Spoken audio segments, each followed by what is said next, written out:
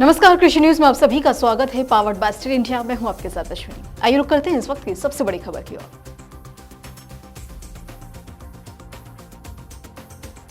राजस्थान सरकार द्वारा किसानों की सिंचाई समस्याओं के समाधान हेतु एक महत्वपूर्ण पहल की गई है, खेत तलाई योजना। राज्य सरकार की इस बेहतरीन स्कीम के अंतर्गत किसानों को उनके खेतों में तलाई निर्माण हेतु अधिकतम 90% या अधिकतम 1,35,000 रुपए तक का अनुदान दिया जाएगा, जिससे वर्षा जल को संग्रहित कर सिंचाई कार्यों में उपयोग किया जा सकेगा।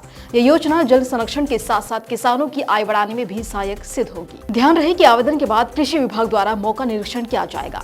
निर्माण कार्यों की स्वीकृति के बाद ही तलाई का निर्माण किया जा सकता है। अनुदान की राशि सीधे किसानों के बैंक खाते में जमा की जाएगी। यह योजना चालू वित्त वर्ष तक मान्य है। यह योजना का मुख्य उद्देश्य बारिश के पानी को एकत्रित कर सिंचाई में उपयोग करना है, जिससे कम वर्षा वाले क्षेत्रों में भी खेती संभव हो सके।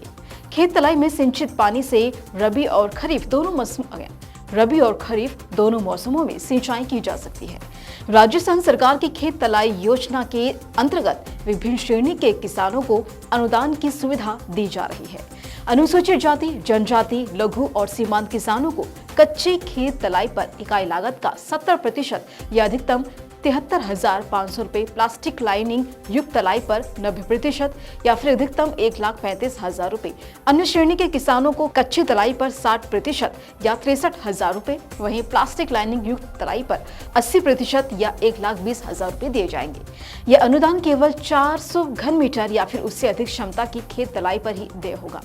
पात्रता और आवश्यक दस्तावेजों की अगर बात करें तो किसान के नाम न्यूनतम 0.3 हेक्टेयर कृषि भूमि होनी चाहिए। संयुक्त खातेदार होने की स्थिति में भी एक स्थान पर न्यूनतम 0.3 हेक्टेयर भूमि अनिवार्य है।